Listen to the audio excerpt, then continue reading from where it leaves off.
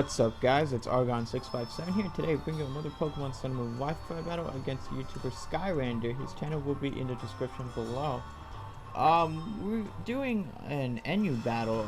NU has been released recently, and I'm having my first NU battle. I wanted to try it out though too, and yeah, I'm using a lot of familiar faces. A lot of them were from RU, but now they're in NU. So I'm not gonna lead off with my Ambipom. He's gonna lead off with his Excelgor, and I'm just gonna go straight for the fake out because I don't wanna like over-predict or anything like that. I just wanted to break its Focus Sash. So he does predict that. Go to his Dusclops. But I'm gonna switch out though into my Necrozma to see what he wants to do. I was expecting him to go for the Will-O-Wisp, but he goes for the Toxic, which is actually the better move because now Toxic will actually rack up on my Necrozma. Now, I'm gonna go for the Stealth Rocks over here because this is the perfect time to do so.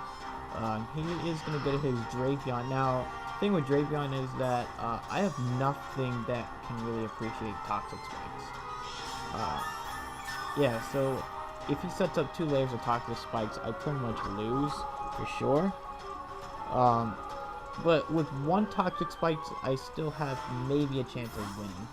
But I'm going to switch out because I can't do anything to Drapion. My only attacking move is Psychic. He is going to go for the Toxic Spikes, as expected. But I'm going to go for the Earth Power over here. But he's going to predict that going to his Dusclops. Which is okay. I mean, I don't really mind. But actually, no, I'm gonna switch out. Never mind. I'm gonna switch out into my Drampa over here. Just because I don't want to take a Will-O-Wisp or anything like that. I'd rather get Toxic or anything. Even though Willow would have been better because it only takes I think 1/16 of damage instead of 1/8. But he's gonna go for the Pain Split, which is good on his part. But I'm in a pretty bad spot over here because this Dusclops has the Eviolite, and I don't really have much to hit it hard with. I mean, I do have the Ambipom with the knockoff, but it's gonna really be hard to pull that off. I'm gonna have to predict or anything like that, like predict him to go into his Dusclops and go for the knockoff. But I'm going to go for the Thunder Wave. He does go into his Flame Slash, which is kind of smart for him, though, because at least Dusclops won't get paralyzed, even though I prefer to getting Toxic. But he's probably going to go for the Rapid Spin over here, and I'm almost certain he's going to go for that Rapid Spin. So I'm going to go for the Psychic over here, and he's actually going to go for the Icicle Crash. And Icicle Crash is actually going to do a considerable amount, being that I'm very bulky. It does a nice chunk too. But I want to be able to get off as much damage as possible on this Sand Slash before he Rapid Spins. And then I'm going to have to go for the Morning Sun because Toxic is actually racking up on me very quickly. So I'm going to go for the Psychic over here. Psychic is going to do a considerable amount with that -1 special defense, so he is going to go for the Rapid Spin, which is fine. I mean, I'm going to go for the Morning Sun just to heal up, because even though this thing is toxic, it's still kind of useful to T-Wave most of his Pokemon. Like, I could T-Wave the Drapion, I could T-Wave the Turtonator, because Turtonator could actually maybe sweep my team if it had Shell Smash.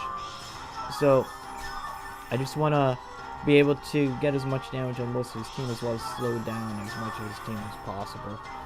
So I'm going to go for another Morning Sun over here because I want to be at a considerable amount of health, like a pretty comfortable HP pretty much.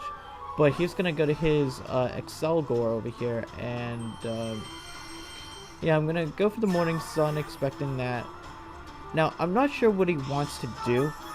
I'm afraid of the Bug Buzz, so I'm going to go into my Power Sand expecting the Bug Buzz.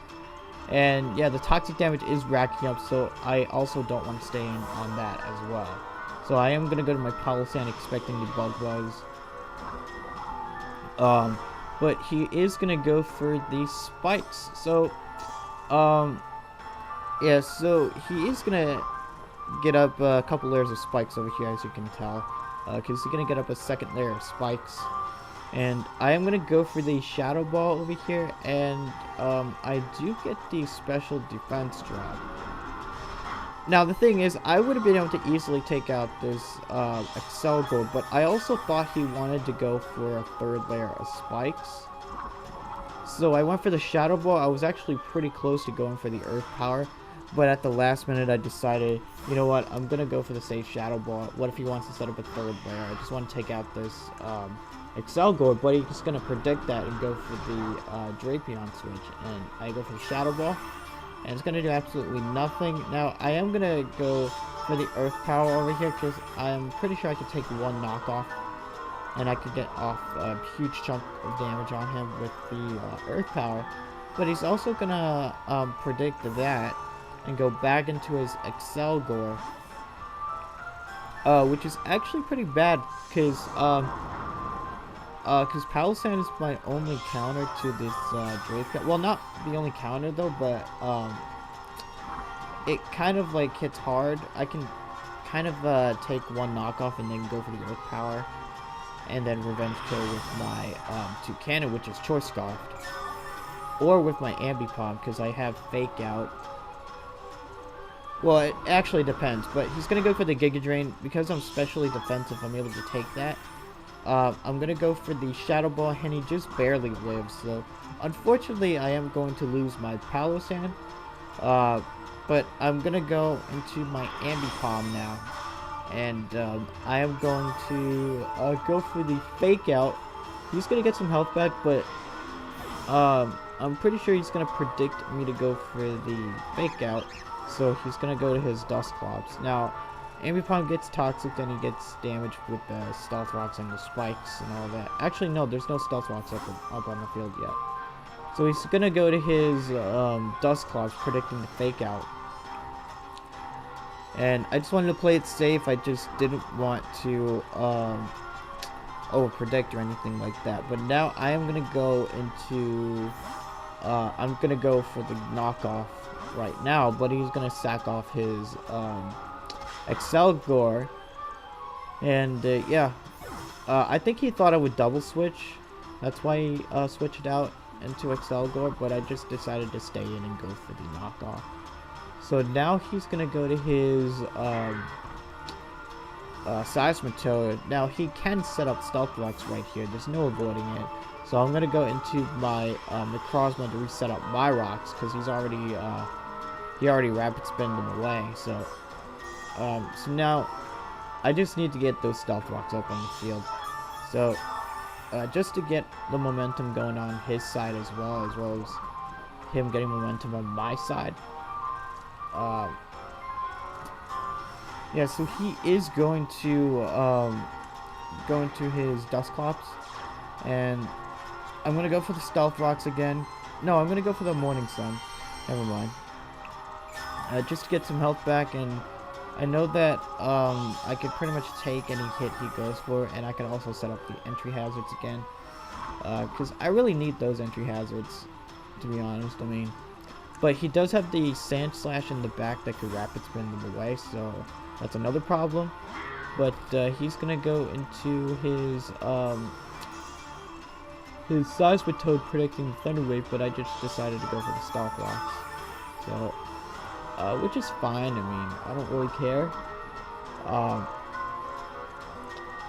Yeah, so I am gonna go for the Psychic over here, because I know Psychic will do a considerable amount to Seismitoad. But he's gonna go to his Sand Slash, try to get the Rapid Spin off. So I'm gonna go for the Psychic, and it is not going to be a 2-hit KO. It doesn't even look like a 2-hit KO. So especially after Leftovers. So I'm gonna go for another Psychic, and he's probably gonna Rapid Spin the hazards away, which is fine. I could just set them up again. I just need to get rid of the Sand Slash. So yeah, so it doesn't take out the Sand Slash. He does get paralyzed, so, which is great, because now the Stealth Rocks are going to be up on the field for good. Like, it's going to stay. Stealth Rocks are there to stay, so Sand Slash will not be able to rapid spin away my hazards. So now that the Sand Slash is gone, I don't really need my Necrozma anymore. So yeah, I'm able to take out the Sand Slash, and yeah, over here, the Necrozma's actually going to live the toxic damage with the help of leftovers. Yeah, so I live with 2 HP. So now he's going to go to his Drapion. He's definitely going to go for the knockoff. Or some form of attacking move. I don't know. He's going to go for the knockoff. Now I'm going to go to my Ambipom. Now, what I should have done was gone for the Fake Out. But over here, since I've been playing it safe, I just decided I wanted to predict him to go to his Dusclops again. Because Dusclops, can actually take on my Ambipom. Well, not necessarily take it on, but he can also stall me out. Well, he can also switch out as well, predicting the knockoff. But I over-predict, predicting him to go to his Dusclops, and he stays in. He goes for the Whirlwind, so now my Ambipom is dead. So it's gonna die from Stealth Rocks when it comes back in. So I'm gonna go into my Cannon over here. And I'm going to go for the Brave Bird. It's not enough to take out the Drapion, unfortunately. He is going to knock off my Choice Scarf. Yeah, so I am going to go for the Bullet Seed, because just in case he wants to go to his Seismitoad for some reason, because Seismitoad could probably take a Bullet Seed. And, yeah, I do take out the Drapion, so that's nice. He's now going to go to his Dusclops over here.